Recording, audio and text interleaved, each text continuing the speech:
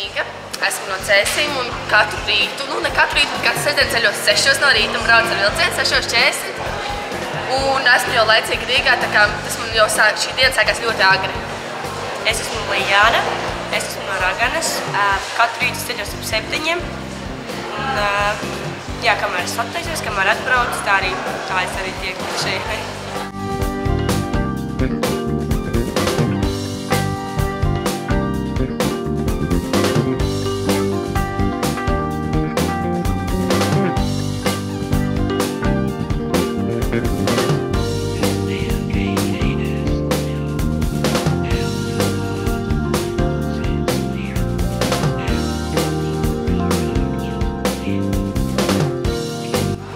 Es atnācu, jo nespēju izvēlēties starp sabiedriskajām attiecībām un kaut ko starp advokātiem un kaut ko starp politiku. Tāpēc šī man ir vienreizēja iespēja atnākt un kaut ko uzzināt jaunu, ja ne jaunu, tad vismaz izzināt to, ko jau zinu, kā arī, protams, iegūt jaunus kontaktus.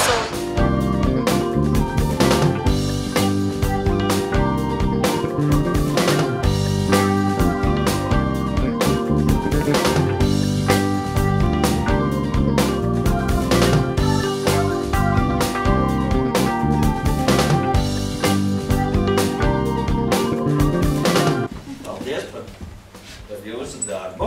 Jūs tiešām bijāt ļoti veikli. Apsveicu jūs ar 1. pavasara dienu un robotu komandas nosaukumu. Jā, jums grāmata. Jūs surfosiet internetā, reklāma LV, teiksim, metīs ārā, jūs uzliksiet kaut kāds atslēgas vārdus. Ļoti rekomendēju grāmatu, jo nav daudz oriģinālu grāmatu par reklāmu vai arī, teiksim, par integrētu mārketingu komunikāciju.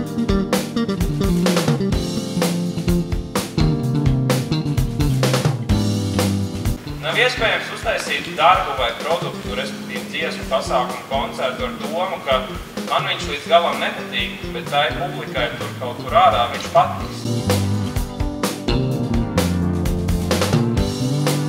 Protams, kad izējot no Talants fabrikas ārā, es norganizēju grupu, ar kuru es gribēju spēlēt dzīves koncertus, un kaut kas bija iekšā, kaut kas urdīja, bija sakrājusies lirika kaut kāda.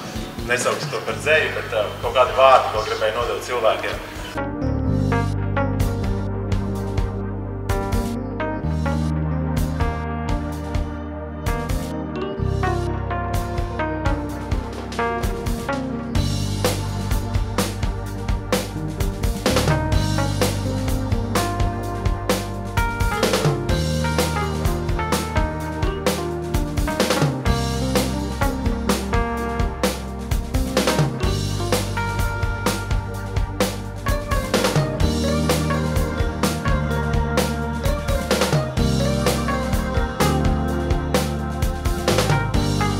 Svarīgā ir, ka pirms tu vispār radi kaut ko un radi koncertu un stājies uz tās skatuves, tev jāzina, ko tu gribi pateikt, un lai tie cilvēki, kuri to klausīsies, vai viņiem šī informācija būs vajadzīga.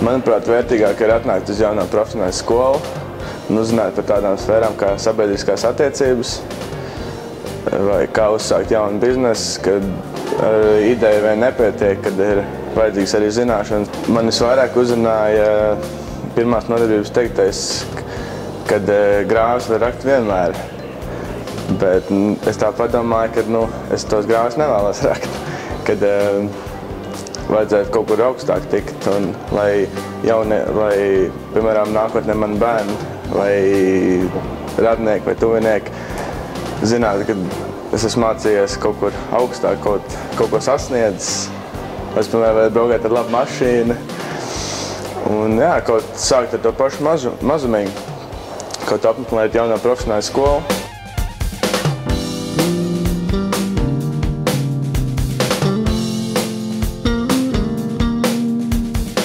Man ir prieks par to, ka var atnākt uz šejien un uzzināt daudz ko jaunu un interesantu. Turklāt bez maksas var daudz ko iespēdot, var liekt padomāt, ko darīt tālāk. kur variet mācīties par kādu sfēru.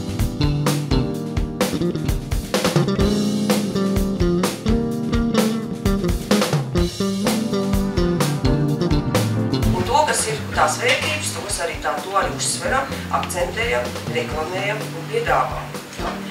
Un tas ir arī tātad jums taisnība, atzinums, ko ir arī ārzemju eksperti teikuši, ka mēs ļoti un pamatot varam lepoties ar mūsu dāvām.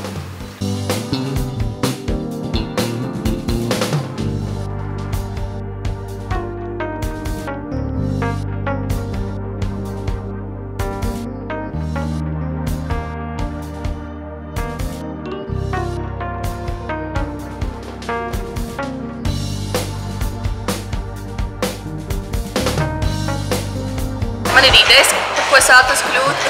Es svārstos tieši tāpēc, šī ir tā vieta, kur es vēlos koncentrēties vairāk vai uz vienu vai uz otru, kādu citu virzienu. Es nespēju vēl izlemt tādīgi. Tad šī tā iespēja, kuras varu iegūt šo izvēli.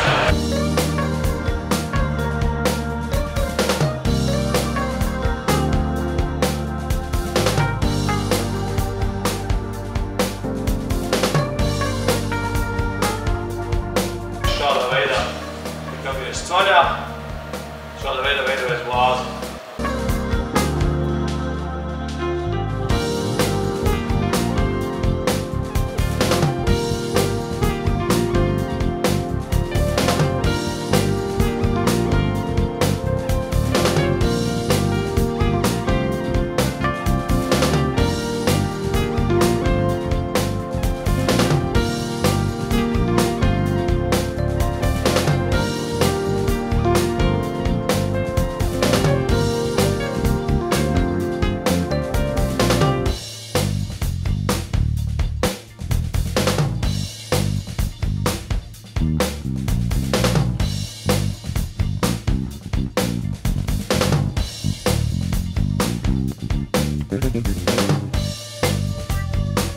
Katrā ministrijā noteikti ir arī juristi, kuri nodarbojas ar iekšējiem normatīviem aktiem. Katrā ministrijā ir juristi, kuri slēdz kaut kādus līgumus par pakalpojumiem, uz āru.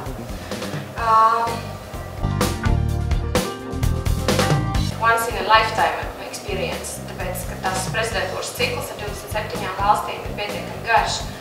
Katra valsts prezidē pusgadu.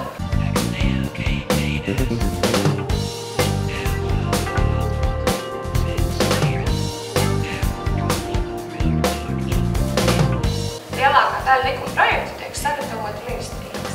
Un attiecīgi jurists ir tas cilvēks, vides ministrijā viņš ir tas cilvēks, kas palīdz vides ekspertam, kurš zina visu par to, kur ziemot ārtiņi un kā viņi ir jāaizsargā, uzrakstīt to juridiski pareizā formā.